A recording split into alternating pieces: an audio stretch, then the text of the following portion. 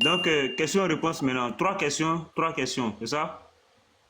Non, il reste les dernières 10 minutes. Ou bien c'est les deux fois 10 minutes. Non, Non, non, vous avez 3 fois 10 c'est trois minutes. fois, c'est trois Il fois, a c'est sonné fini, où? les trois fois sont finis. Si tu as pris pour Baba, les c'est ça, trois questions, c'est ça, non? ouais, bon, comme il se fait tard, effectivement, on va essayer. Ok, donc qui pose? Mais bien évidemment que c'est celui qui a commencé qui va l'achever tout à l'heure. Alors, Danky.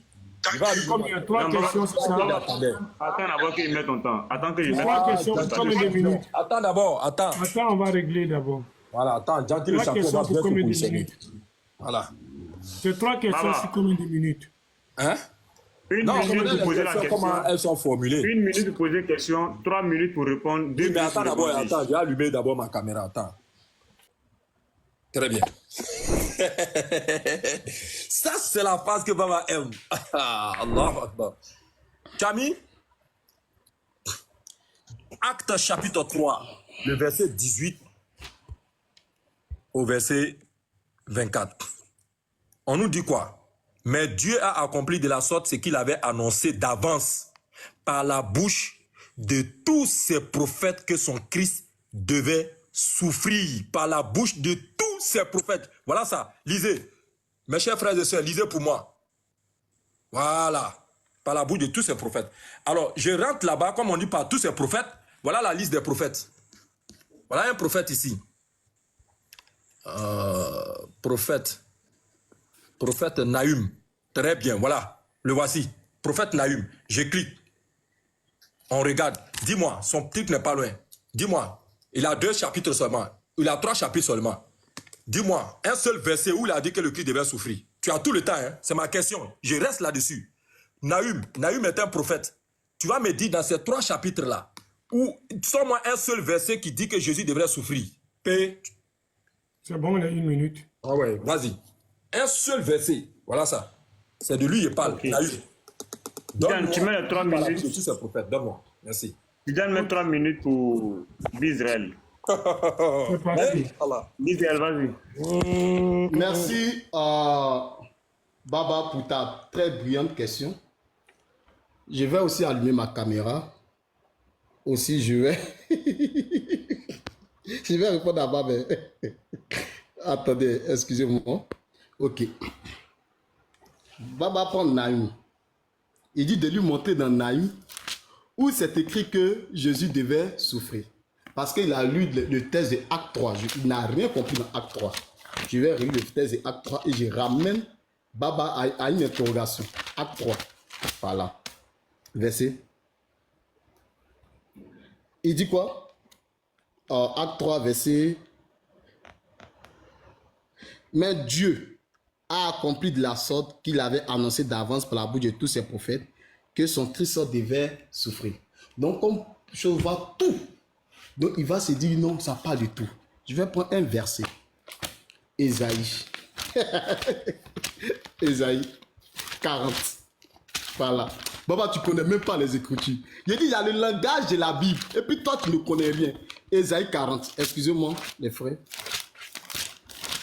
Ésaïe 40. Je vais montrer ça devant les gens. Consolez, consolez mon peuple. Dis votre Dieu, parlez au cœur de Jésus et créez-lui que sa servitude est finie, que son iniquité est expiée, qu'elle a reçu la main de l'Éternel au double de tous ses péchés. Une voix crie, préparez au chemin de l'Éternel, aplanissez dans les lieux arides une route pour notre Dieu. Que toute vallée soit exaucée, que toute montagne, colline soit abaissée, que le coteau se change et les défilés étroits en ballon, et alors la gloire de l'Éternel sera révélée. Et au même instant, toute chair, quand on dit toute chair la verra, c'est que n'importe qui dans le monde entier, quand la gloire en ce moment-là, quand la gloire de l'Éternel sera révélée là, tout le monde va voir. C'est que tout le monde va. Si on doit comprendre textuellement. Mais quand Jésus est venu en Israël, moi je n'ai pas vu Jésus. Hein. Je n'ai pas vu Jésus. Mais j'ai dit toute chair. Jésus n'est pas venu ici en Afrique. Hein. Il n'est pas venu, il était porté en Égypte, mais il n'est pas venu avec ses propres pieds ici en Afrique. Mais Esaïe dit toute chair la verra. Donc, comme on dit toute chair la verra, ça veut dire, même moi, mais je dois voir. Ah, Baba, tu connais ni les Écritures, ni la puissance de Dieu. Tu ne comprends pas les Écritures. Donc quand le prophète dit, tous les prophètes, donc on doit avoir dans chaque prophète souffrance. Non, chaque prophète qui vient, il va faire un pas. Il va annoncer quelque chose qui va concerner le Christ.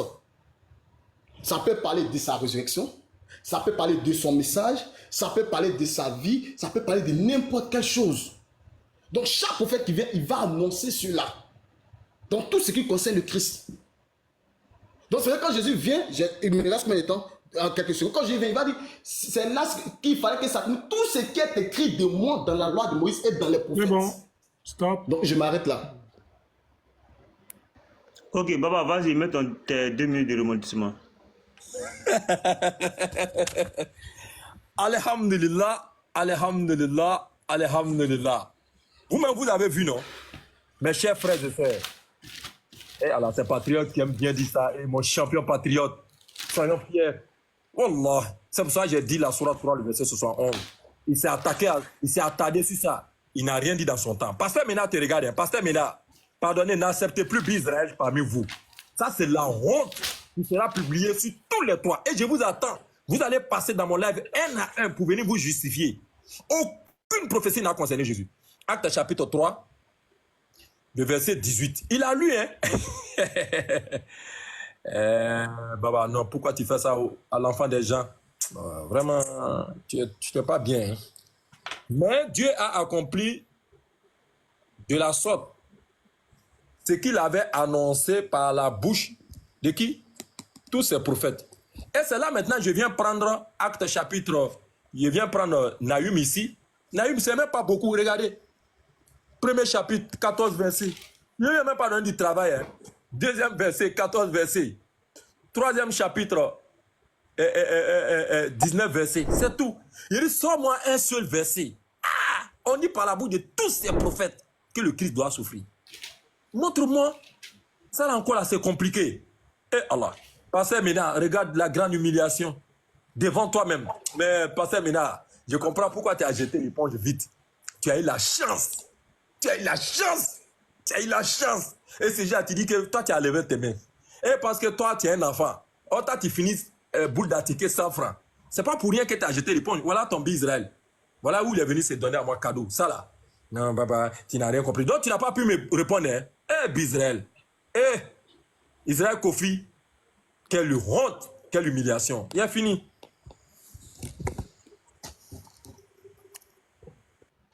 Ok, Baba. Bizra, tu peux poser ta question. Hein? Ok, je pose ma question rapidement. Baba dit, dans le verset de Deutéronome 18, verset 18 d'abord, je vais lire le verset, Deutéronome 18, verset 15. C'est pas là, il y a tes propres versets là. Ce sont tes propres versets, mets ça devant toi. Et puis tu vas me répondre. L'Éternel, ton Dieu, te suscitera du milieu de toi, dans tes frères, un prophète comme moi, vous l'écouterez. Comme Baba dit devant les gens, cette prophétie ne parle pas de Jésus. Là. Devant les 84 personnes, nous aimerions savoir, Baba, la prophétie là parle de qui? Donne-nous l'identité. J'ai dit l'identité de la personne. Je m'arrête là.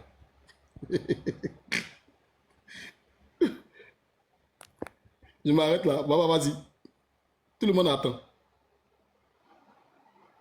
Ok. Vous voyez, encore une fois. Je voulais prendre tout le monde à témoin. Je me suis attardé sur un point à dessein, qui est le point qui nous dit de façon très claire qu'un prophète comme toi. Je viens te répondre. Comme tu as dit de te donner de qui il s'agit, moi je pense que ça, ce n'est pas une question. Je peux te dire tout de suite là, et c'est ce qui est vrai, que ça parle bel et bien de notre bien-aimé prophète Mohammed, que la paix d'Allah soit sur lui. Ça, c'est de façon claire. Rebobiner le temps. Il a dit que c'est lui qui rit. Rebobiner mon temps. Excusez, pardonnez. Ah oui. Rebobiner. Stop. Alhamdulillah. Voilà. Alors donc, vous voyez encore une fois. Donc, c'est ce que je disais pour dire que il prend un verset, je peux te répondre de façon lapidaire, puisque j'ai dit qu'aucune prophétie ne le concerne. J'ai fait ma démonstration, alhamdulillah. Je pourrais prendre un autre pan dans Deutéronome chapitre 18 là, pour dire par exemple Moïse était marié. Est-ce que Jésus était marié? Je crois que j'allais finir avec ça. Je t'ai dit que Jésus-Christ n'était pas législateur en ce sens qu'il n'a pas apporté une nouvelle loi. comme Moïse l'a apporté, comme notre bien-aimé prophète Mohammed, que la paix d'Allah soit sur lui, l'a apporté. Et encore, j'ai même dit que dans ta Bible, là, Jésus, là, il n'a pas laissé d'évangile. Jésus n'a pas laissé d'évangile. Et pour te justifier, tu vas dans le Coran, comme si le thème était sur le Coran. C'est pour ça que nous vous appelons à l'islam. Pour que ces vérités-là soient rétablies et que tu n'aies plus à te justifier, que tu ne sois plus souffrant, comme l'a été. Donc le nom, je l'ai déjà donné. J'ai dit qu'il s'agit bel et bien du prophète Mohammed. Il m'a dit simplement de donner. Alors, que nous dit Deutéronome chapitre 18 que je m'en vais allumer pour montrer aux yeux de tous. Deutéronome chapitre 18, le verset 15. L'Éternel, ton Dieu, te suscitera du milieu de toi, dans tes frères, un prophète comme moi, vous l'écouterez. Mais un prophète comme moi, on a vu, Moïse, il a commencé sa prophétie à l'âge de 40 ans. Luc nous dit que c'est vers 30 ans que Jésus a commencé. Il y a une fausseté là-bas. Moïse est né d'une mère et d'un père. On nous dit que Jésus est né sans père. Nous croyons en ça. Mais nous disons que la prophétie là ne s'applique pas à lui. Moïse était porteur d'une nouvelle loi aux enfants d'Israël. Jésus n'a pas apporté une nouvelle loi aux enfants d'Israël. Tu t'es attardé sur ça. Jésus n'a fait que des amendements. Et tu me dis que je suis juriste. Oui, effectivement, je suis juriste. Mais il y a une grande différence entre une loi et un amendement. Un amendement vient modifier un texte existant, contrairement à une nouvelle loi qui introduit ce texte-là. Ce n'est pas la même chose. Et c'est pour ça que j'étais ramené encore sans faire de la philosophie, Matthieu chapitre 5, à partir du verset 17, où j'étais demandé de lire. Ne croyez pas que je sois venu pour abolir la loi ou les prophètes, mais pour l'accomplir. Voilà ce que Jésus dit. Et j'étais même dit, quand je suis descendu pour te montrer de façon très claire. Moïse a eu des enfants. Notre bien-aimé prophète Mohammed, que la paix d'Allah soit sur lui, a eu des enfants. Il est mort d'une mort naturelle. On nous dit que Jésus est mort sur la croix là-bas, qu'il a été même élevé. Bon, tout ça, ce n'est pas un problème. Mais je vais dire de façon très claire que trait pour trait, il est cet accomplissement-là. Comme tu m'as demandé un simple nom, je t'ai donné, et puis je suis allé un peu au-delà, en anticipation. Un prophète comme toi. Voilà, un prophète comme toi, je le susciterai du milieu de toi. Susciter. Voilà. Du milieu d'entre tes frères. Dans tes frères. Dis-moi, la maman de Marie là, la maman de Jésus là, elle était frère ou elle était sœur de quelle tribu des enfants d'Israël? Réponds-moi, hein. Maman Marie, le temps d'arriver. Sœur de quelle tribu papa. Il est temps, Baba. Il est temps. Merci beaucoup. D'abord, Baba, tu mens. Je te réponds, Baba, tu mens. Moïse n'a jamais commencé son ministère à l'âge de 40 ans. Tu mens d'abord. Il faut rectifier ça. Moïse a commencé son ministère à l'âge de 80 ans. Donc, tu dois rectifier ça. Mohamed, d'après toi, Mohamed a commencé pour lui à 40 ans. Moïse a commencé pour lui à 80 ans. Si tu te prends le texte. À cette époque, naquit Moïse, qui était beau aux yeux de Dieu, et quand il était expulsé, Moïse fut instruit, il avait 40 ans lorsqu'il lui vint dans le cœur de visiter ses frères. Encore ici, à cette parole, Moïse prit la fuite. Moïse, voyant cela, fut étonné. Et c'est 40 ans plus tard, lorsqu'il va faire avec Jéthro, que Dieu va lui apparaître. Donc, il va faire 80, il va faire 40 ans dans la maison des choses de la fille de Pharaon, 40 ans avec Jéthro, et à l'âge de 80 ans, que Dieu va apparaître à Moïse pour qu'il soit le libérateur de son peuple. Donc, Moïse va faire, le ministère de Moïse va commencer à l'âge de 80 ans. Après ça, on dit Moïse est patient. C'est un homme qui est fort et patient. À l'âge de 80 ans, il va faire 40 ans maintenant pour aller déposer le peuple sur la terre promise. C'est qu'il va faire 120 ans, qu'il va faire les 40 ans de la marche des peuples d'Israël. C'est qu'il fait le chiffre 3. 3 fois 4, c'est qu'il fait 120. Donc, il faut te calmer, frère. Tu ne connais pas les Écritures. Moïse n'a jamais commencé son ministère à l'âge de 40 ans. Tu mens. Premièrement. Secondement, tu prends Deutéronome 18, verset 18, tu dis non, dans tes frères. Donc, selon toi, comme c'est écrit dans tes frères, donc ça part des enfants d'Israël. Les sacrificateurs, les Lévites et la tribu entière n'aura point part ni héritage avec Israël. Ils se nourriront des sacrifices consumés par le feu en l'honneur de l'Éternel. Ils n'auront point d'héritage au milieu de leurs frères. Donc, comme c'est au milieu de leurs frères, on dit les Lévites n'auront point d'héritage au milieu de qui? Des Arabes, quoi. Lorsque tu seras entré dans le pays que l'Éternel ton Dieu te donne, lorsque tu le posséderas et que tu auras établi ta demeure, et que tu diras, je vais mettre un roi sur moi, comme toutes les nations qui m'entourent, et tu mettras sur toi un roi que choisira l'Éternel ton Dieu. Tu prendras un roi du milieu de tes frères. Je crois bien que le premier roi qui était Saül, là, c'était un arabe qui a quitté dans une terre arabique, qui est devenu roi en Israël. On dit, tu vas prendre un roi du milieu de tes frères. Le Lévi doit être pris au milieu des frères. Le roi doit être pris au milieu des frères. Mais le prophète a lu l'histoire de l'Arabie Saoudite. Baba, pardon. Faut arrêter de mentir. C'est-à-dire, quand on parle des Lévites, c'est entre les frères qu'on doit faire ça. Quand on parle du roi, c'est entre les frères. Mais le prophète, là, lui, c'est d'une autre tribu. Pourquoi, Baba, tu mens comme ça? Déjà, même sur le même test, il t'a menti 2 fois. 2 fois, mais tout ce que tu as dit, ce n'est que mensonge. Moïse n'a jamais commencé son ministère à l'âge des choses, à l'âge de, on appelle ça quand même, à l'âge de 40 ans, c'est à l'âge de 81. Première chose. Et puis, dans tes frères là, quand on dit entre les frères, ça part des enfants d'Israël. Ça part pas d'une autre nation parce que le roi devait être pris entre les frères. Chose, comme il s'appelle même, le nom là. Les Lévites, c'était entre les frères. Et puis le prophète dit, ça doit être entre les frères. Mais vous prenez le prophète au milieu des Arabes. Mais roi et Lévi, ça, c'est entre les frères. Ce n'est qu'un mensonge. Donc, je m'arrête là. Pose ta question.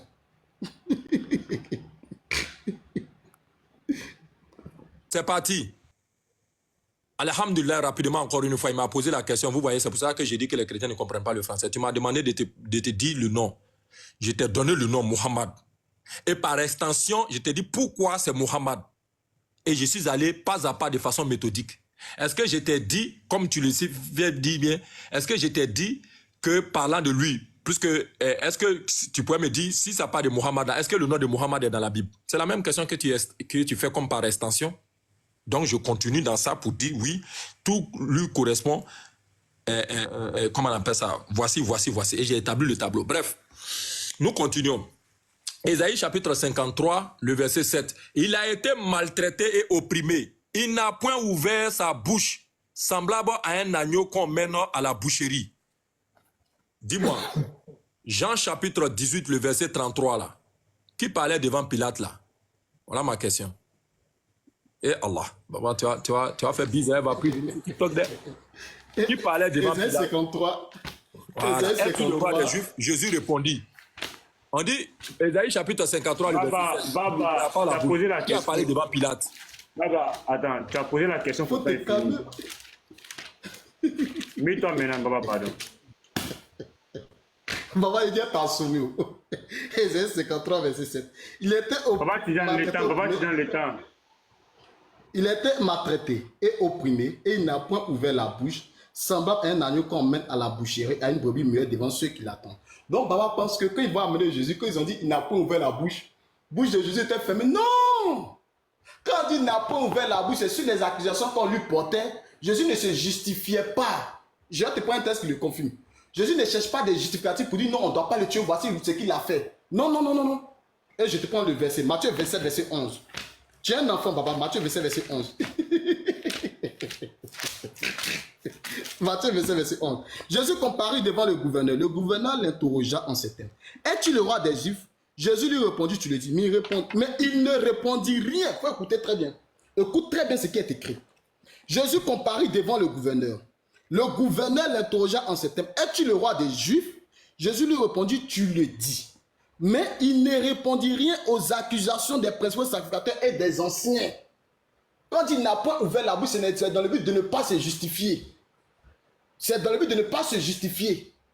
Donc il ne se justifie pas, mais il y a certaines questions qu'on lui pose là, ça n'a rien à voir avec le fait de le condamner. Parce que quand on venait le condamner en disant non, lui il a dit il va faire tant, on mentait sur lui. Il n'a pas dit non, je n'ai pas dit ça, non, je n'ai pas dit ça, non. On parle ici du justificatif. Ça dit, il n'a point ouvert la bouche, il est resté comme un agneau. Quand tu prends un agneau, tu veux le tuer, l'agneau ne se justifie pas. Il va, tu t'en vas et puis tu vas le tuer. C'est comme ça aussi, Jésus était là dans le but de ne pas se justifier. C'est ça, on dit, il n'a point ouvert la bouche. Est-ce que tu comprends bien le français? Et pour toi, quand il n'a pas ouvert la bouche, Jésus ne doit pas parler, il est là. On lui posait des questions sur son ministère et il répondait. Mais en ce qui concerne la condamnation, c'est vrai, quand il va discuter Pilate, Pilate va lui dire, Pilate va avoir des propos. Il dit, moi j'ai autorité sur toi. Il dit, tu n'auras jamais d'autorité sur moi.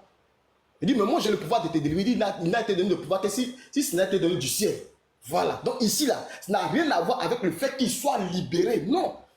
Parce que ici, quand on parle, il n'a pas ouvert la bouche, c'était dans le sens qu'il soit libéré, c'est-à-dire dans le but de se justifier pour être libéré. Donc toi, tu prends un texte, tu ne comprends rien, tu te fais un chaos. Non, il n'a pas ouvert la bouche, regardez ça, et puis c'est un point de texte. Si tu n'as rien compris, c'est Jésus dit, vous ne comprenez ni les Écritures, ni la puissance de Dieu. Jésus ne cherchait pas de justificatif. Donc quand il partait, il va devant Pilate, on dit non, on t'accuse de tant, tu dis quoi? Il ne dit rien. On t'accuse de temps, le gars dit tu as volé, il ne dit rien. On dit tu as fait tant, il ne dit rien. On dit tu vas détruire le temps. Quand on regarde son corps, il ne dit rien. Mais quand on lui pose une question sur son ministère, là il répond. Est-ce que tu es le roi? Il dit oui, je suis roi. Est-ce que tu es le roi? Il dit tu le dis. Est-ce que tu es le fils de Dieu? Il dit oui, je suis fils de Dieu parce que c'est ce qu'il est. Mais en ce qui concerne les fausses accusations, c'est ça, on dit qu'il n'a pas répondu. C'est ça, on dit qu'il n'a point ouvert la bouche, il ne se justifiait pas. Donc je m'arrête là.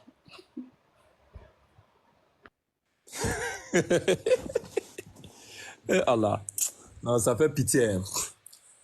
On fait sortir l'antidote parce qu'il a trop parlé. Vous voyez, celui-là qui a été le premier à écrire l'évangile, selon Marc. Marc a écrit son évangile dans son chapitre 15. Regardez ce qu'il dit. Vous pouvez lire. Et Jésus ne fit aucune réponse, ce qui étonna Pilate. C'est Marc qui le dit. Hein. Jésus ne fit aucune réponse, ce qui étonna Pilate. Et donc, quand on continue maintenant, à partir du verset 6, c'est fini. Hein. Jésus n'a plus parlé. Il n'a pas parlé jusqu'à, regardez, on nous dit ici qu'on le conduisit à l'intérieur. On le conduisait à l'intérieur de la cour. Après, il le crucifiait. C'est écrit ici, il le crucifiait. Vous voyez? On dit Jésus n'a fait aucune réponse. Tout ce qu'on lui a dit là, Marc dit qu'il n'a pas répondu. C'est pour cela, quand je viens ici dans Jean chapitre 18, le récit nous dit ceci. Pilate rentra dans le prétoire, appela Jésus et lui dit, « Es-tu le roi des Juifs ?» Jésus répondit, « Est-ce de toi-même que tu dis cela ou d'autres qui te l'ont dit de moi ?» Mais tu cherches à faire quoi? Tu cherches à dire que ce que tu veux savoir là, ce sont des gens qui sont allés te monter contre moi. Il entend se justifier, il s'est fait pour quelqu'un qui fait pitié. Pilate répondit, « Moi je suis juif. » Moi, pardon, suis-je juif? Est-ce que moi je suis juif? Est-ce que c'est moi? Ta nation et les principaux sacrificateurs t'ont livré à moi. Vous voyez déjà? C'est ce que Jésus, il entend, il fait pitié. Qu'as-tu fait? Il dit, mon royaume n'est pas de ce monde. Mais il n'a qu'à dire que son royaume est de ce monde. Vous n'avez pas dit que c'est lui qui est venu pour être roi? Quand il dit ça là, c'est pour dire que, vous voyez, on m'accuse d'être roi, alors que moi, mon royaume n'est pas ici. Il entend se justifier, mais il n'est pas en train de se justifier. Eh, Israël, voilà encore un autre chaos. Jésus est en train de se justifier pour ne pas que Pilate puisse l'accuser. Et c'est ce qui fait que justement, Pilate ne l'accuse pas. Il dit, je me lave les mains du sang de cet innocent. Parce que toutes les questions que je lui ai posées, visiblement, il est innocent. C'est la foule qui a réclamé sa tête. Sinon, Pilate lui a posé les questions. Jésus a répondu.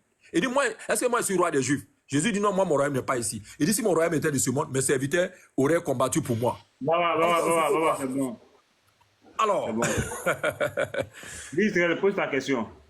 Non, c'est... Voilà.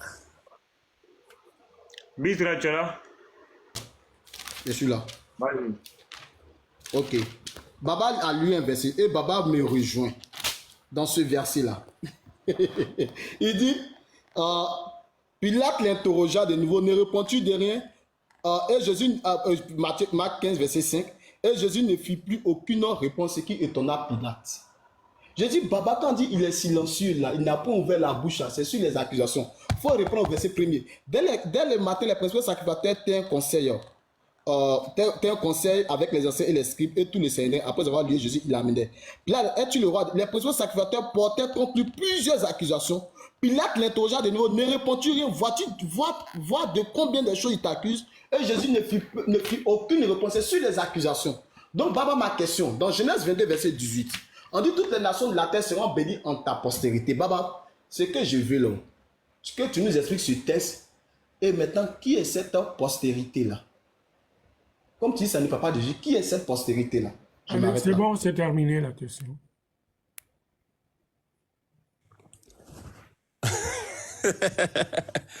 Alhamdulillah, encore une fois, alhamdulillah.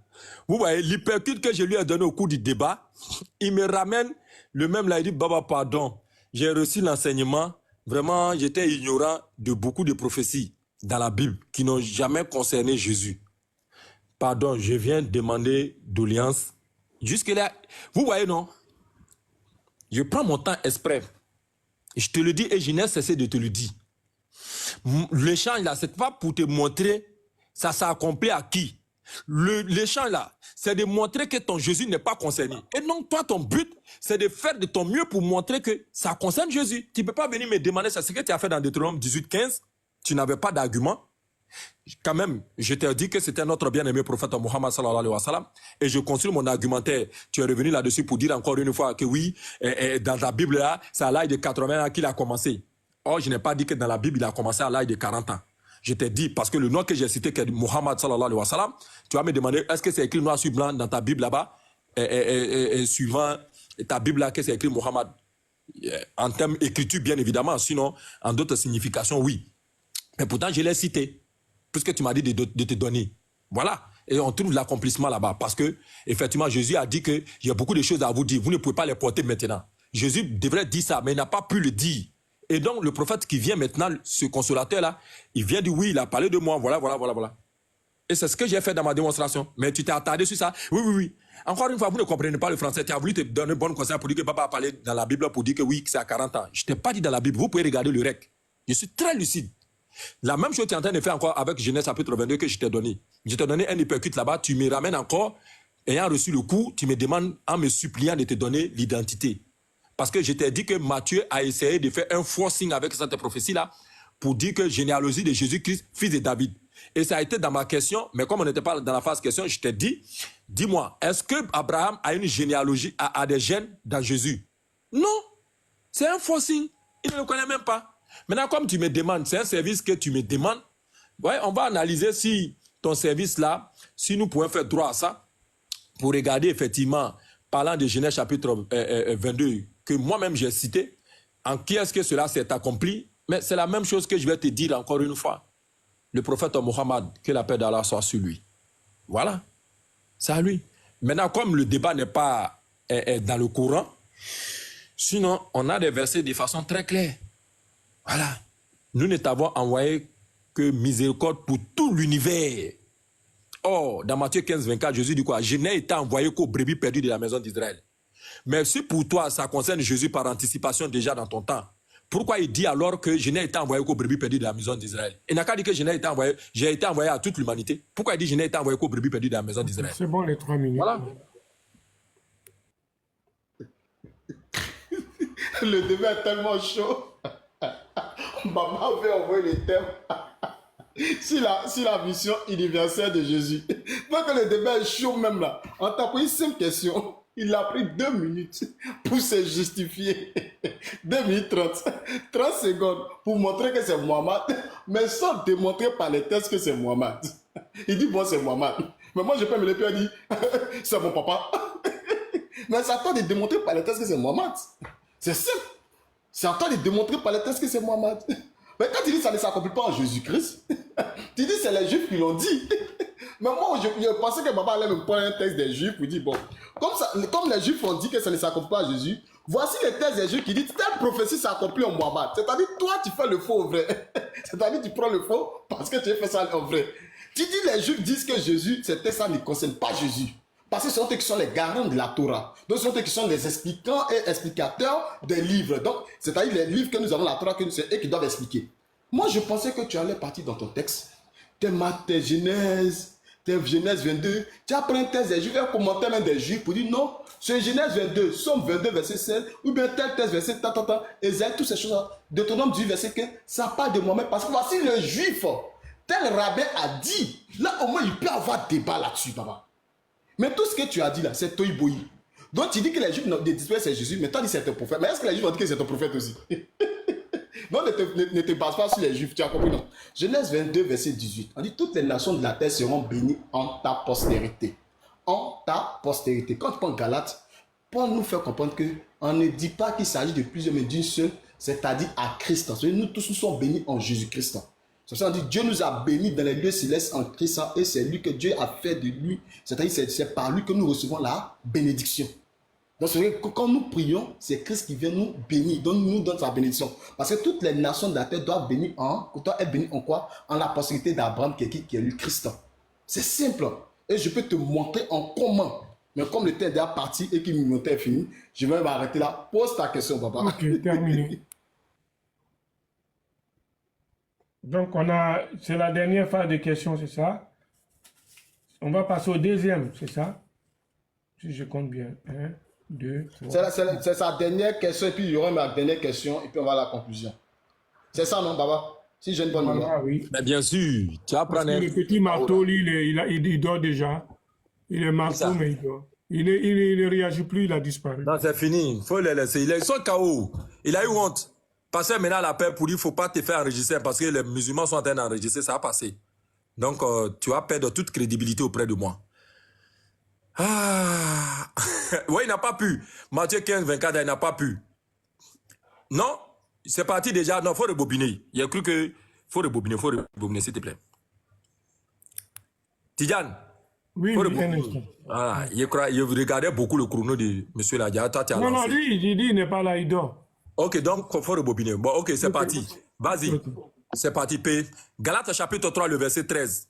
C'est très clair, je lis rapidement.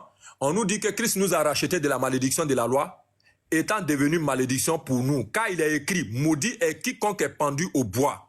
Alors, quand je repars rapidement dans Deutéronome chapitre 21, le verset 22 à 23, alors dans Deutéronome chapitre 21, j'ai une question à lui poser rapidement à deux volets.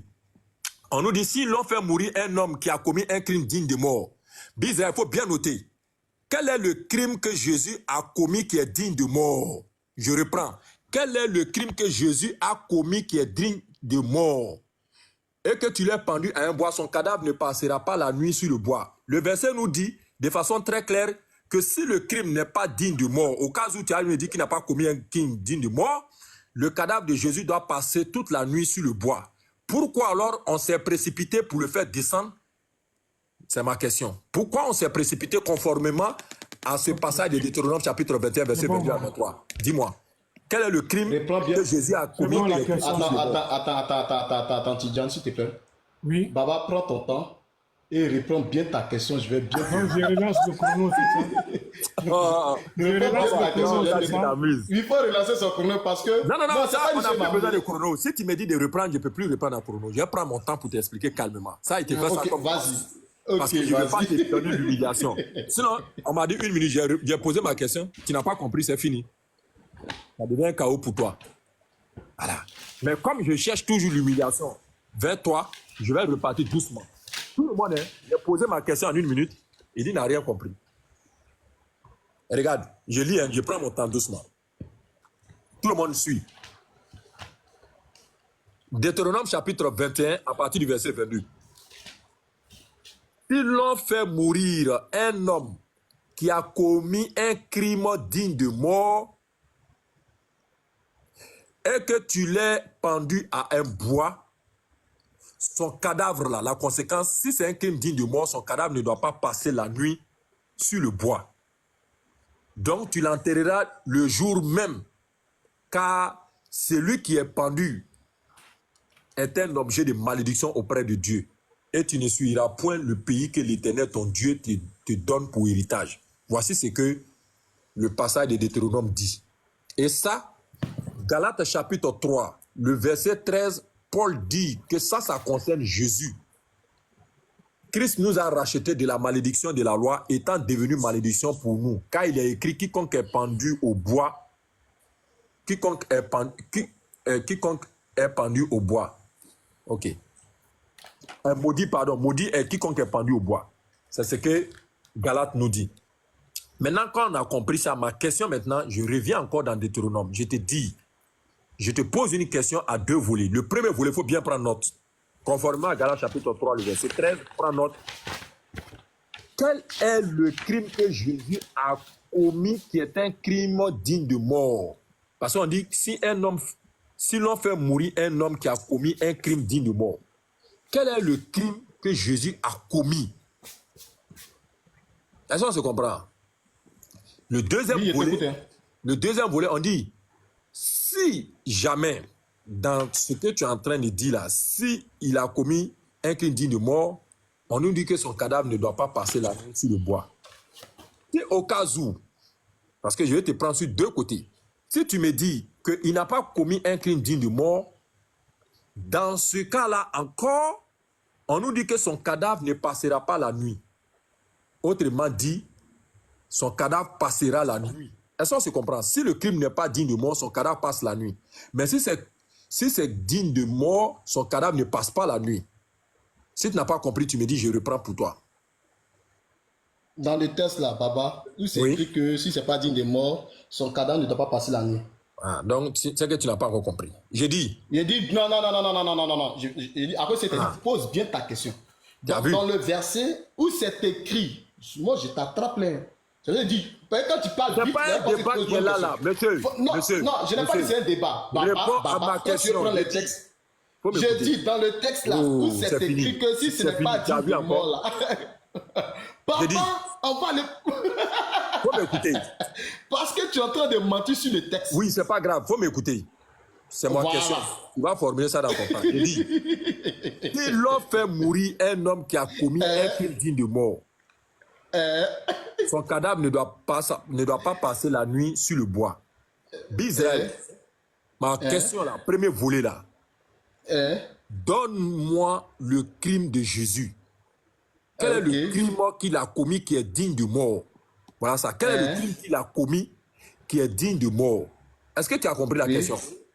Oui, moi j'ai noté la première question et puis deux secondes Très question bien. maintenant.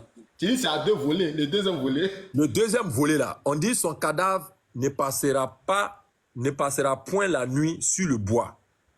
Mais tu l'enterreras le jour même. Car celui qui est pendu est un objet de malédiction auprès de Dieu. Et tu ne suivras point le pays que l'Éternel, ton Dieu, te donne pour héritage. Est-ce qu'on se comprend? Oui. J'ai dit que dans le texte là, on dit si l'on fait mourir un homme qui a commis un crime digne de mort, le réveil là, et si cet homme là n'a pas commis un crime digne de mort, comme ça a été, selon moi, mon appréciation, est-ce qu'on se comprend? Comme selon moi, mon appréciation, Jésus n'a pas commis un crime digne de mort.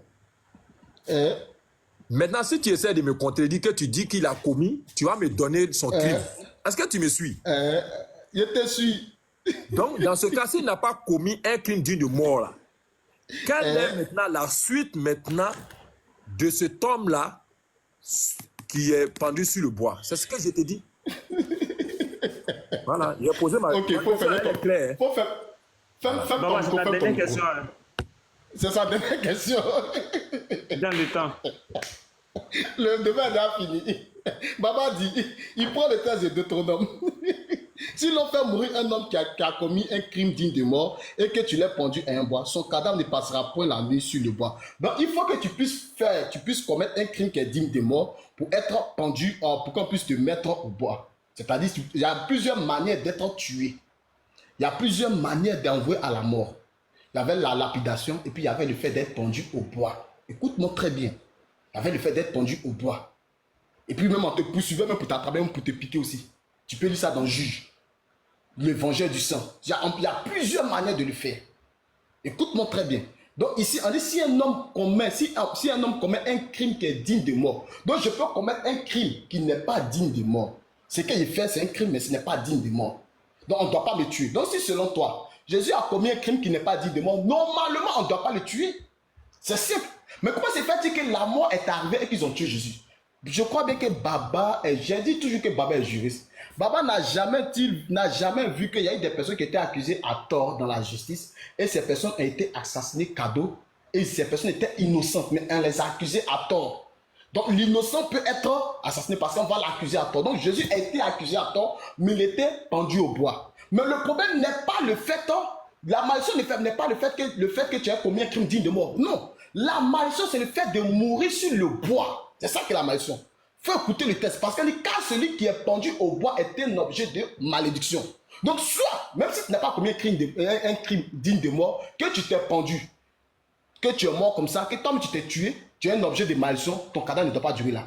Si toi, tu n'as pas commis, et puis on t'a mis sur un bois, on t'a tué, tu ne dois pas durer aussi là. Donc la malédiction ne vient pas le fait de la causalité de ta mort, non. La malédiction vient sur le fait que c'est où tu es mort que vient la malédiction. Quand on parle de quoi tu es mort, écoute-moi très bien, il faut écouter très bien. Il a toussé là, donc on reprend mon temps. Parce que j'avais ri, le gars dit pourquoi j'ai ri. Il a toussé, donc je reprends mon temps. Oui. Mettez le temps à 0. Baba, Pourquoi? il faut te muter, pardon. Baba, mute-toi, il a toussé. Il n'a pas muté son micro. Baba. Donc quand il y a tout, on doit muter, qu'on doit refaire. Oui, moi j'ai ri, Baba dit pourquoi j'ai ri. Attendez. Israël, attends, je vais à 0 et vous allez reprendre le temps, c'est ça? On s'arrête où il a touché ou bien où on reprend le temps en totalité? Bon, comme... Non, c'est pas un problème. Attends, comme il fait ça, on va... Nous là. Baba, Non. Baba, Donnez, il n'a qu'à reprendre. Ça là, c'est dans sa gorge. Il n'a qu'à prendre tout son temps. Question là. Il va tourner. Il faut lui donner. C'est bon, poser ma question. Tout le monde est témoin. C'est bon, je relance. Baba, c'est bon. Je relance. Baba, c'est bon. Petit Marco, là, il vient de se réveiller. Je relance. Vas-y. Paul a dit, Christ nous a racheté de la malédiction de la loi, étant d'une malédiction pour nous, car il est écrit, maudit est quiconque qui est pendu au bois. Donc la malédiction ne vient pas sur le fait de pourquoi tu es mort. Non. Mais la malédiction vient sur le lieu où tu es mort. C'est ça que la malédiction. De quoi es-tu mort? C'est où tu es mort là quand on parle de ça. C'est ça qu'on appelle la malédiction. C'est ce que Baba n'a pas compris. C'est de quoi es-tu mort là? Est-ce que tu es mort sur un bois? Est-ce que tu es mort pendu là? C'est ça qu'on dit tu es maudit. Même si tu n'as pas commis un crime. Même si tu n'as pas commis un crime, parce qu'il y a des personnes, on peut les lapider. Ils ont commis un crime digne de mort, ils ne sont pas maudits, on les lapide. Il y a des gens qui ont commis des adultères, ils ont commis un crime digne de mort, on les lapide. Il y a des personnes qui ont tué des personnes, on doit faire quoi? On doit faire un pour un, dent pour dent, on doit aussi les tuer, on les tue. Mais ces personnes-là ne sont pas maudites. Mais la malédiction vient sur le fait de où tu es mort. Donc si toi, on t'a pris puis on t'a mis sur un bois, c'est là toi tu es déjà maudit. C'est pour ça que c'est interdit de se pendre. C'est interdit d'aller se tuer, de se pendre. Dès que tu es pendu, tu es déjà maudit. Donc ici, quand on parle de la malédiction ne vient pas de la cause de ta mort. Non, mais ça vient du lieu où tu es mort. Donc je vais reprendre le verset. On dit, son cadavre, on dit, si l'on fait mourir un homme qui a commis un crime digne de mort et que tu l'as pendu à un bois, son cadavre ne passera point la nuit sur le bois, mais tu l'enterras le jour même. Car celui qui est pendu au bois, ce n'est pas le fait de mourir parce qu'il a commis un crime, non. Mais parce que celui qui est pendu au bois est quoi? Quand celui qui est pendu au bois est un objet de malédiction auprès de Dieu. Donc quand tu es pendu au bois là, déjà tu es un objet de malédiction. Déjà devant Dieu tu es un objet de malédiction. Donc comme Jésus était pendu au bois, quelle que soit son innocence, même s'il était coupable, le fait qu'il soit pendu au bois, il est déjà maudit. Même s'il est innocent, il est maudit. Parce que tu es pendu au bois. C'est ça qu'on parle ici, le fait de mourir sur un bois. Donc ça dit c'est un objet de malédiction devant tout le peuple. Donc c'est toi qui n'as pas compris le texte. Tu essaies de faire comprendre que non, c'est celui qui a commis un crime. Non, on peut te prendre, tu es innocent, mais le fait que tu sois innocent quand tu es mis sur un bois et que tu meurs sur un bois, déjà tu es un objet de malédiction. Déjà sur le sang. Donc c'est ce que toi tu n'as pas compris. Donc là, Baba, j'ai répondu à tes deux questions. Quel est le crime que Jésus a commis? Jésus n'a commis aucun crime. Mais la malédiction est venue sur le lieu où Jésus est mort. Jésus est mort sur un bois, donc devant Dieu, Jésus est déjà maudit. C'est simple. Donc c'est la réponse à ta question. Est-ce que tu es satisfait de la réponse à ta question? Donc la malédiction ne vient pas de la cause de la mort, mais la malédiction vient du lieu où tu es mort. Et de quoi es-tu mort? S'il était mort des cailloux, il n'était pas maudit. Mais s'il est mort sur un bois, tu es maudit, quelle que soit ton innocence ou bien ta culpabilité, déjà devant Dieu, tu es maudit. Donc je m'arrête là. Voilà. Baba, vas-y. Ah, vraiment, ça fait pitié. Alors, mettez rapidement, parce que là, vous voyez, on lui a donné tout le temps, il n'a qu'à s'exprimer. Alors, Matthieu chapitre 27, le verset 24, est très clair. Quand on lit dans ce passage-là, on nous dit que Pilate, voyant qu'il ne gagnait rien, mais que le tumulte augmentait, prit de l'eau, se lava les mains en présence de la foule et dit, « Je suis innocent du sang de ce juste. Je suis innocent du sang de ce juste. Cela vous regarde. » Donc, Pilate est considéré ici comme le juge. Et un juge est censé appliquer la loi. Et quand il regarde la loi, rien ne condamne Jésus. Donc si rien ne condamne Jésus, Jésus n'est pas digne, n'a pas commis un crime digne de mort. Mais la foule dit, et tout le peuple répondit, que son sang retombe sur nous et sur nos enfants. Alors Pilate leur relâcha Barabbas et après avoir fait battre de verges Jésus, il le livra pour être crucifié. Voici les propos qui ont été tenus. Et quand on regarde, alors on voit bien que Jésus n'a pas été condamné pour un crime digne de mort. Et c'est en cela qu'on revient encore une fois dans Deutéronome, dans son chapitre 21, pour regarder de près. Quand on a regardé Deutéronome chapitre 21, c'est là qu'on nous dit, si l'on fait mourir un homme qui a commis un crime digne de mort, le verset est très clair. Est-ce qu'on a fait mourir Jésus selon la Bible et les chrétiens? C'est ce qu'ils nous disent. Oui, on l'a fait mourir. Pour quelle raison? Est-ce qu'il y a un crime qui lui a été reproché? Lui-même, il vient de me dire non. Donc, la conséquence, c'est que son cadavre doit passer la nuit sur le bois. Parce que les cadavres qui ne passent pas la nuit sur le bois sont les cadavres qui ont été reconnus coupables de crimes dignes de mort pendant qu'on les envoyait. Toi-même, tu te cloues. Tu dis que oui, on peut t'envoyer à la croix alors que tu es innocent. Si tu es innocent là, C'est bon. Voilà.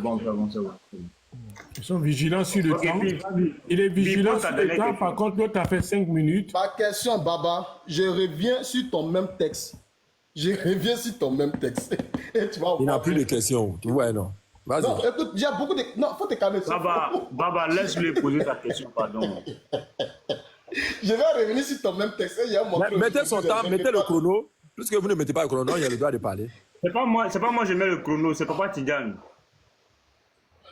Je reviens sur ton Vite, même vas-y. texte. On dit, si l'on fait mourir un homme qui a commis un crime digne de mort et que tu l'as pendu à un bois, son cadavre ne passera point la nuit sur le bois, mais tu l'enterras le jour même, car celui qui est pendu est un objet de malédiction. La question qui vient là, Baba, qui a maudit? C'est le fait de mourir sur un bois ou bien c'est le fait d'avoir tué quelqu'un? La malédiction vient d'où? La malédiction vient sur le fait que tu sois mort. Écoute bien ma question. C'est une question à deux volets. J'ai dit la malédiction vient d'où? Est-ce que c'est le fait que tu as tué quelqu'un, que tu es maudit, ou bien c'est le fait de mourir sur un bois que tu es maudit? Baba, réponds-moi avec le texte. Je m'arrête là. Voyez ma question qui est là. Eh Allah, Allahu Akbar. Vous voyez encore une fois, je me plais à le dire, aucun chrétien ne comprend le français. Il dit d'où vient la malédiction? D'où vient la malédiction? Ce texte-là, Deutéronome-là, c'est Dieu qui a donné ça à Moïse. Dieu est juste. Dieu veut que sa justice s'applique en tout lieu et en toutes circonstances.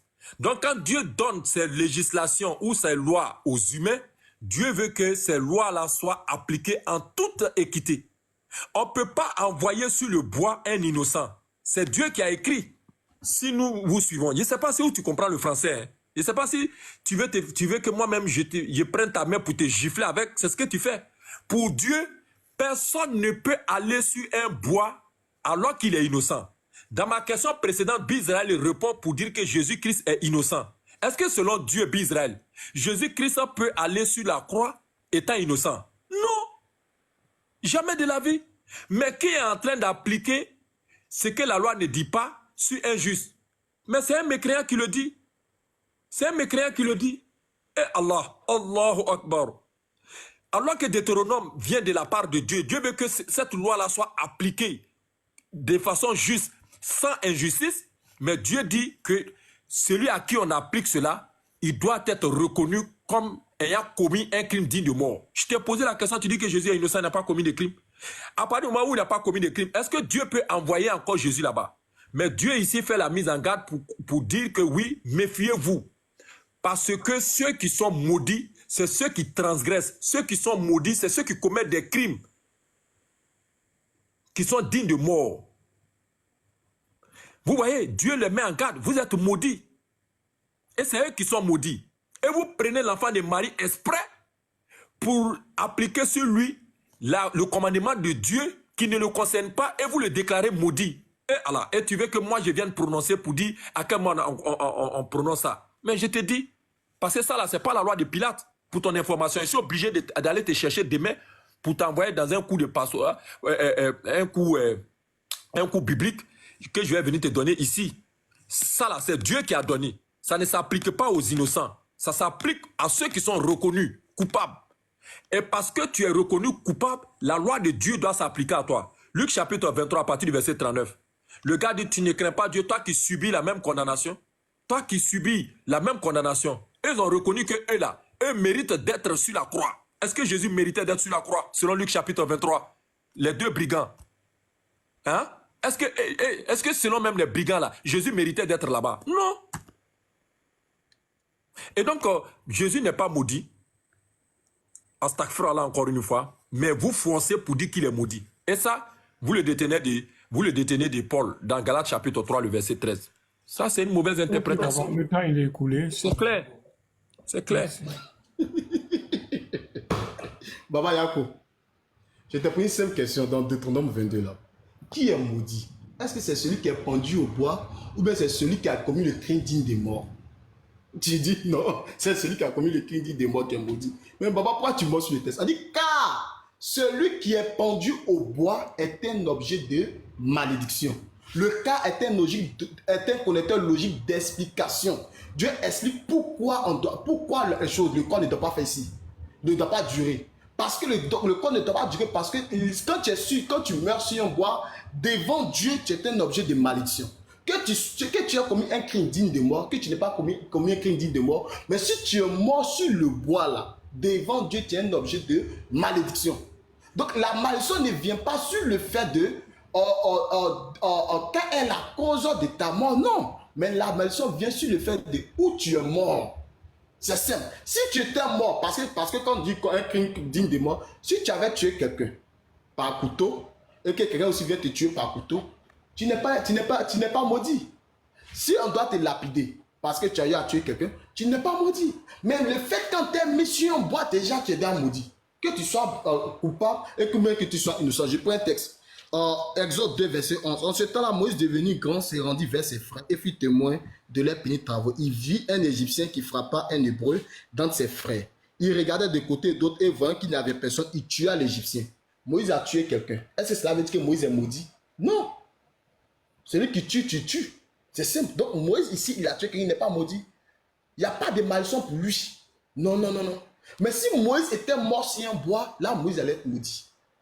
Qu'il soit innocent, mais qu'il soit coupable. Donc c'est toi qui n'as pas compris le texte. Et c'est toi qui vas venir dire que les chrétiens ne comprennent pas le français. Oh, c'est toi qui ne comprends pas le français. Donc ici, le problème n'est pas de... La malédiction ne vient pas sur le fait des choses. Quelle est la cause de ta mort, mais la malédiction vient sur le fait de où tu es mort, papa. Tu vois que tu n'es qu'un enfant. Ok, c'est bon. Hein? Voilà, donc maintenant c'est la conclusion. Hein. Bisraël, vas-y pour tes 5 minutes et puis rapidement, voilà. Baba va conclure et puis on va se dire bonne nuit. D'accord, les frères, vous avez vu, Baba n'a pas pu démontrer par A plus B que les textes ne parlaient pas de Jésus. Non. Il n'a fait que le sophisme, que la niaiserie, il n'a fait que la négation. C'est simple. Quand vous prenez de la Bible, de la Genèse jusqu'à Malachie, tout concernant le Christ, le Messie, fils de Marie, que les musulmans le connaissent. Tout parlait de lui. Il y a beaucoup de prophéties que je peux prendre. Quand on va aller dans Genèse, Genèse a présenté Jésus en tant que la postérité de Genèse a présenté Jésus en tant que le fils de la femme qui doit écraser la tête du serpent. Le livre d'Exode l'a présenté en tant que le libérateur. Plusieurs livres l'ont présenté selon la manière qu'il doit venir. Deutéronome l'a présenté en tant que le prophète qui est comme Moïse. Juge l'a présenté en tant que le juge qui va venir. 1 Samuel, 2 Samuel nous a présenté en tant que le roi qui doit venir. Donc, tous les livres ont présenté Jésus-Christ dans la forme et dans le fond, qui est le Messie. Même Daniel l'a vu en tant que le Fils de l'homme qui vient sur des nuées. C'est-à-dire quand Jésus vient, il dit, voici, le Fils de l'homme viendra sur des nuées avec les anges et s'assera sur le trône de sa gloire. Daniel l'a vu dans le livre de Daniel 7. Daniel l'a vu venir sur des nuées. Donc, beaucoup de prophéties, même Zacharie l'a annoncé. Il dit, voici, ils ont percé mes mains. Ils ont percé mes mains. Mais c'est les mains de qui ont été percées? Est-ce que c'est les mains de Zacharie qui ont été percées? Comme David pleure dans le psaume 22. J'ai lu le psaume 22, par là. Psaume 22. Parce que j'ai lu le psaume. Excusez-moi très bien. Psaume 22. Excusez, je cherche le psaume 22 par là. Il me reste combien de temps? J'ai encore le temps. Quand vous allez prendre le psaume 22, psaume 23, psaume 24, tous ces psaumes-là se suivent. Psaume 22 parle de la souffrance du Christ. Psaume 23 parle de l'Éternel en tant que notre berger après sa souffrance. Psaume 24 parle de sa royauté qui va venir. Donc quand nous allons partir sur la souffrance du Christ, il dit quoi? Mon Dieu, pourquoi m'as-tu abandonné? Dieu n'a jamais abandonné David. Jamais. À quel moment Dieu a abandonné David? Il peut me montrer des textes où Dieu l'a abandonné. Je continue. Et t'es là, tu sembles secourir. Mon Dieu, j'écris les jours et la nuit et je n'ai point. Pourtant, tu es le saint. Il dit quoi? Et moi, je suis un ver et non un homme. L'opprobre des hommes et le méprisé du peuple. À quel moment David a été méprisé auprès de son peuple? Mais c'est le peuple qui exclamait la force de David face à Saül. Le peuple n'a pas méprisé David. Le peuple a toujours aimé David. Le peuple n'a pas méprisé David. À quel moment le peuple a méprisé David? Le peuple exclamait David. Mais David annonçait les choses qui allaient venir par rapport au Christ. Je continue encore.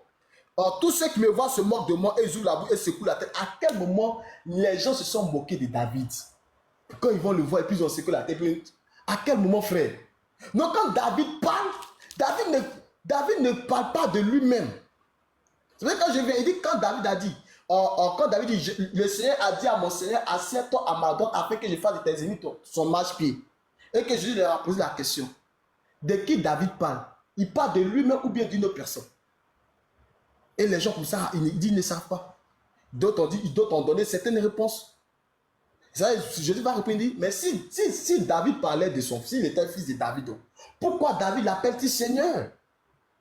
En d'autres termes, il montre ici que ça parlait du Messie. Quand tu prends le livre de Somme 2, tu dis Somme 2 ne parle pas des choses. Somme 2 ne parle pas du Messie. Mais frère, arrête ça, on va lire le livre de Somme 2. Somme 2, verset 6. Écoute très bien. Pourquoi ce tumulte parmi les nations, ces vaines pensées parmi les peuples? Pourquoi les rois de la terre se soulèvent-ils et les princes se lient avec eux contre l'Éternel et contre son Noé? Mais cette prophétie s'accomplit à quel moment? Ça s'accomplit dans l'acte des apôtres. Pour faire tout ce que ta main et ton conseil avaient arrêté d'avance. C'est toi qui en veux Ponce Pilate et Hérode à faire cela. À quel moment les rois de la terre et les princes sont ligués contre David? À quel moment? Quels sont les rois de la terre qui sont livrés les princes? À quel moment? C'est Saül qui s'est levé pour aller faire chose pour ne plus que David soit, pour ne pas que David soit roi.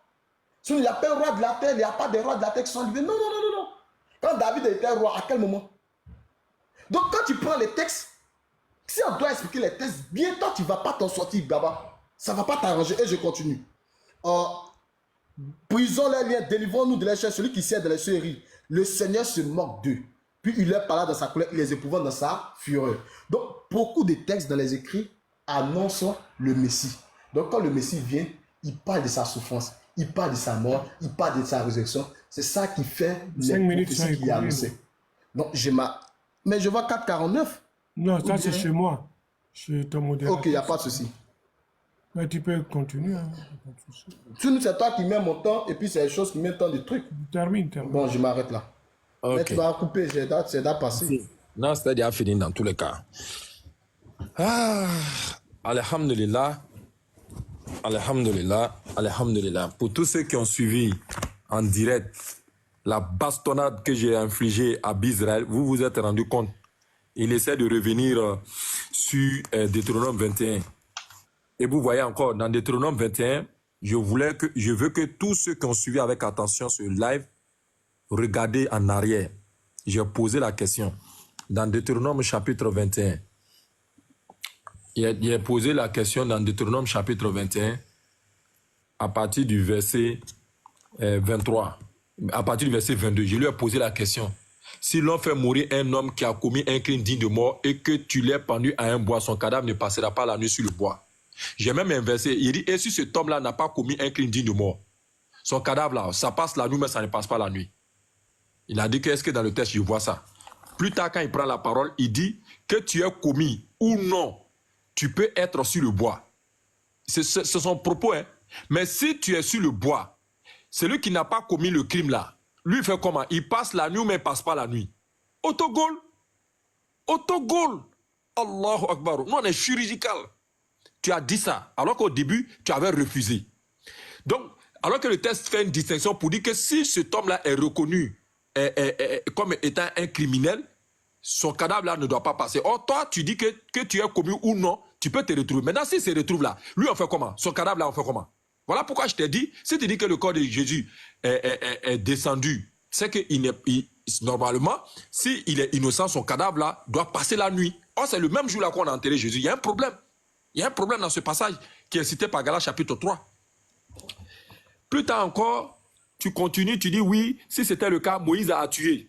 Pourquoi alors on n'a pas dit qu'il est maudit? Bizarre, il faut relire ta Bible. Hein? Moïse, là, le crime qu'il a commis là, c'était en Israël, mais c'était en Égypte. Réponds-moi, dans mon temps même. Puisque tu as essayé de faire des choses là. Réponds-moi. Il faut te débuter, c'est moi qui te donne l'autorisation. Moïse, là, le crime qu'il a commis là, c'était en Israël, mais c'était en Égypte. Bizarre, viens. Viens. Bizraël. C'est moi qui te donne ça. Viens, Bizraël. Il fuit, il ne peut pas venir. En réalité, ce n'était pas en Israël. C'était en Égypte. Et étant en Égypte, Moïse est soumis à la loi égyptienne et non à la loi d'Israël. Et même là encore, il n'est pas encore devenu prophète. C'est après qu'il va recevoir la Torah dans laquelle on trouve cette loi-là. Donc comment alors on peut juger quelqu'un sur la base d'une loi qui n'a pas encore vu le jour? Bizraël, tu as appris à être pasteur où? Bizarre, tu as appris à être pasteur où? Depuis quand on peut appliquer une loi à quelqu'un qui n'est pas encore en vigueur? Le crime là, il est antérieur à la réception de la Torah que Dieu lui a donnée. Pourquoi veux-tu alors? Et ce n'est même pas en termes d'espace, puisque le crime s'est passé en Égypte, alors que ce qu'il reçoit se passe de l'autre côté là-bas, pour appliquer ça aux enfants d'Israël. Donc, alhamdulillah, nous voulons continuer pour dire encore une fois merci. Merci à notre Seigneur. Nous avons posé 3 questions à Bizraël. Vous êtes témoins. La première question, je lui ai demandé, selon Actes chapitre 3, le verset 18. On nous dit par la bouche de tous ces prophètes. Je lui ai demandé de me montrer dans le livre de Nahum où est-ce que Nahum a écrit que Jésus devrait souffrir. Il a été incapable de me répondre. Ça, c'est une frappe chirurgicale. La deuxième question, je lui ai posé la question, on nous dit que Jésus sera conduit comme un agneau, il ne va rien dire.